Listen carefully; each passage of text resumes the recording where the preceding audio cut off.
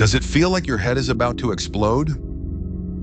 The pressure, the anxiety, the endless notifications pinging on your phone. It feels like the world is closing in on you, doesn't it? You are drowning in noise.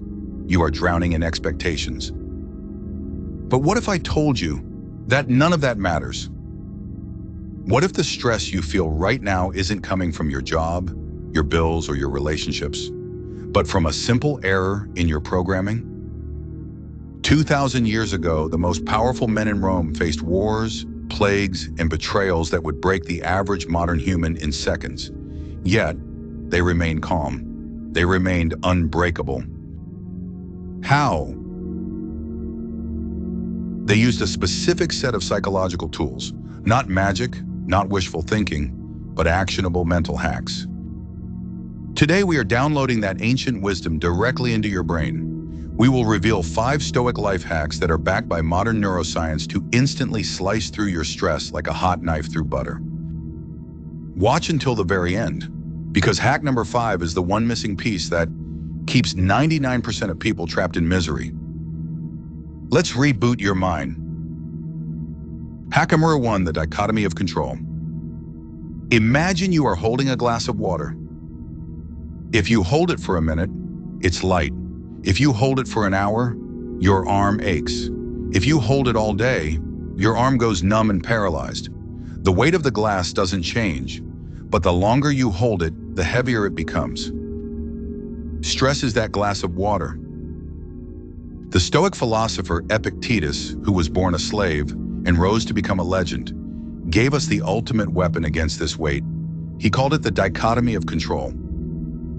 He said, some things are in our control and others not.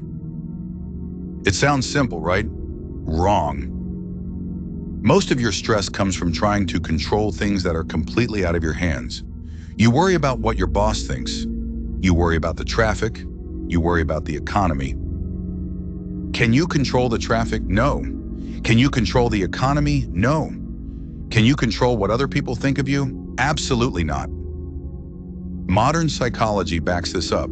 A study published in the Journal of Personality and Social Psychology shows that people who focus on external factors they cannot change suffer from significantly higher levels of cortisol, the stress hormone. When your cortisol spikes, your brain enters fight or flight mode, even when you are just sitting at your desk. So, here is the hack. The next time you feel that chest-tightening anxiety, ask yourself one question. Is this completely within my control?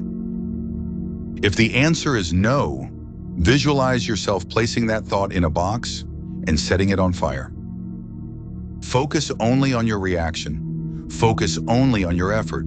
That is where your power lies. When you stop trying to control the storm can no longer hurt you. But what happens when the problem is real? What happens when disaster strikes? That brings us to the second hack, and this one is a twist you won't expect. Hack number 2, Premeditatio Malorum, negative visualization.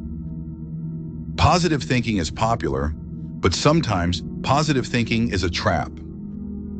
Seneca, the great Stoic statesman, suggested something radical. He said we should not hope for the best, we should prepare for the worst. This is called Premeditatio Malorum, or negative visualization. Think about what you are afraid of right now. Losing your job, a breakup, public embarrassment. The anxiety comes from the uncertainty. Your brain is a survival machine. It treats the unknown as a predator hiding in the bushes. The Stoic hack is to drag that predator out into the light. Close your eyes for a second. Imagine the worst has already happened. Imagine you lost the job. Imagine the bank account is empty. Imagine you are alone. Now, look around in that visualization. Are you still breathing? Yes. Can you still think? Yes. Is it the end of the world? No. By mentally rehearsing the worst-case scenario, you strip the fear of its power. This isn't just philosophy. In the 1980s, psychologist Julie Norham identified a strategy called defensive pessimism. Her research proved that for anxious people, thinking through worst-case scenarios actually reduced anxiety and improve performance by 30%. Why? Because when you have a plan for the worst, you no longer fear the future. You become bulletproof. We are deep diving into the psychology of strength today. If you are finding value in this video, if you want to build a mind that is stronger than your emotions, do yourself a favor. Smash that subscribe button and turn on the bell notification. Join our community of modern Stoics and tell me in the comments below, what is the one thing stressing you out today? Let's discuss it. Hack number 3, cognitive distancing.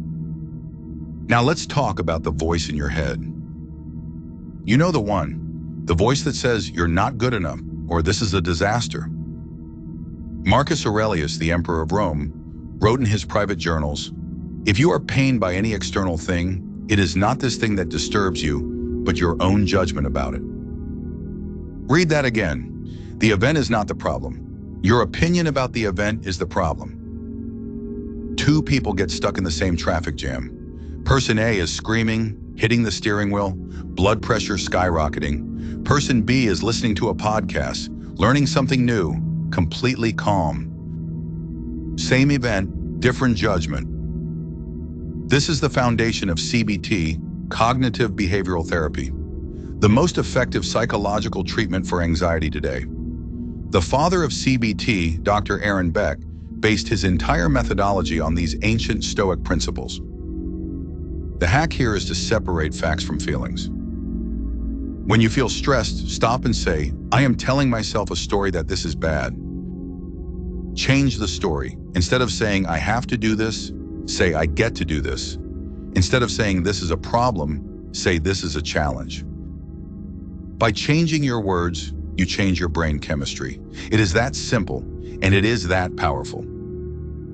But even with these tools, there is one thing that haunts us all, the feeling that our problems are huge, the feeling that we are the center of the universe. The next hack number 4, will zoom out so far that your problems will look like dust. And hack sure 5, it will change how you look at life and death forever. Hack number 4, the view from above. Have you ever looked out of an airplane window? When you are on the ground, the cars look fast, the buildings look huge, and the people look busy. But from 30,000 feet, the cars are just specks, the skyscrapers are just Lego blocks, and the people, you can't even see them. This change in perspective is what the Stoics called the view from above. Marcus Aurelius frequently reminded himself to look at the stars. He wrote about seeing earthly things as if looking down from a high watchtower. Why? Because distance creates clarity. When you are trapped inside your problem, it feels like the Titanic sinking. It feels massive. It feels fatal. But when you zoom out, when you look at your life on the timeline of human history, or on the scale of the universe, your problem becomes microscopic. Psychologists call this the overview effect. It is commonly experienced by astronauts. When they see Earth from space, they report a sudden vanishing of anxiety and a massive increase in connection to humanity. They realize that borders, politics, and daily stresses are insignificant against the backdrop of the cosmos. You don't need a spaceship to do this. You just need your imagination. Next time you are stressed about a deadline, or a rude comment, or a financial loss, zoom out. Visualize yourself leaving your body, floating above your house, above your city, above your country. See the millions of other people fighting their own battles. See the Earth spinning in the vast darkness of space. In the grand scheme of the universe, does that rude email really matter? Does that awkward moment really matter? No. This hack doesn't mean your life is meaningless. It means your problems are small enough to be managed. It gives you the freedom to breathe. And now, we arrive at the final hack, the crown jewel of Stoicism. This is the hardest one to master, but if you do, you become invincible. Hack number 5, Amor, Fati, love your fate. Most people try to avoid suffering. Some people learn to tolerate suffering. A Stoic loves it. This is Amor, Fati, a Latin phrase that translates to love of fate. This is not just resignation. This is not saying, I guess I have to accept this. No, it is saying, this is exactly what I needed. Friedrich Nietzsche, heavily influenced by the Stoics, described it best, that one wants nothing to be different, not forward, not backward, not in all eternity, not merely bear what is necessary, but love it. Think about a fire. If you throw a small piece of wood into a fire, the fire consumes it. If you throw a giant rock into the fire consumes it. The fire turns everything thrown into it into flame and brightness. Be the fire. Did you get fired from your job? Good. Now you have the freedom to find a career you actually love. Amor Fati. Did your relationship end? Good. Now you can focus on building yourself. Amor Fati. Did you get sick? Good. Now you have the time to appreciate the value of health and rest. Evolutionarily, humans are built to adapt. But Amor Fati hacks your brain to skip the grief phase and go straight to the adaptation phase. It turns every obstacle into an opportunity. As Marcus Aurelius said, the impediment to action advances action. What stands in the way becomes the way. Stop wishing for an easier life. Start loving the challenge of the life you have. That is the ultimate stress killer. So, there you have it. The dichotomy of control, negative visualization, cognitive distancing, the view from above, Amor Fati. 5 ancient weapons for a modern war, a war that is fought inside your mind. Stress is not a requirement, it is a choice, and today you have the tools to choose differently. If you want to master your mind and conquer your emotions, you are in the right place. We upload videos like this every single day to help you become the best version of yourself. Do not miss tomorrow's video. It might be the one that changes everything. So, make sure you are subscribed and the bell notification is on.